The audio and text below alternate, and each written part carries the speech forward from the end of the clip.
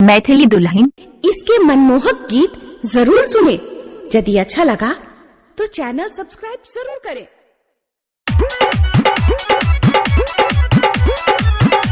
हो हो हो हो हो हो हो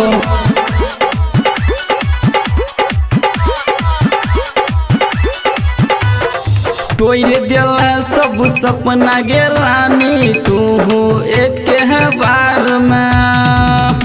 तोरे दिल सब सपना गे रानी तू हो एक बार में। लिखल नहीं चल तोहर साथ गे नेहमा हमरो कपार में। लिखल नहीं चल तोहर साथ गे नेहमा हमरो नसीब में, हमरो नसीब में।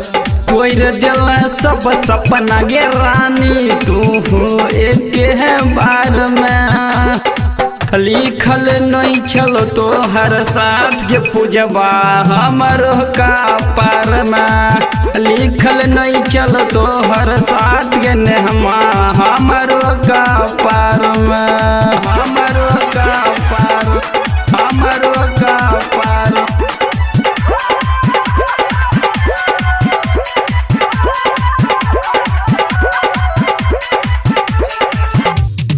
प्यार के कहानी अपन रहल अधूरा। सोचल सपनवा ने हाँ भेल नहीं पूरा। हो हो हो हो हो हो हो हो। प्यार के कहानी अपन रहल अधूरा। सोचल सपनवा ने हम भेल नहीं पूरा। कथिल मिलै छगन हमरो से बेकरार में। कथिल मिलै छगन हमरो से बेकरार में। हो हो हो हो हो हो हो। लिखल नहीं चलो तोहर साथ गे नेहमा हमरो कपार में।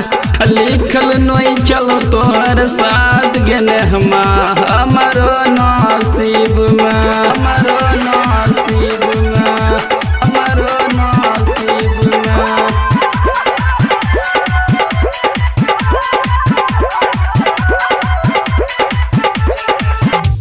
नहीं ना नसीली तोहर अब बड़ी याद गे। प्रेम कहानी हमर कैल बर्बाद गे।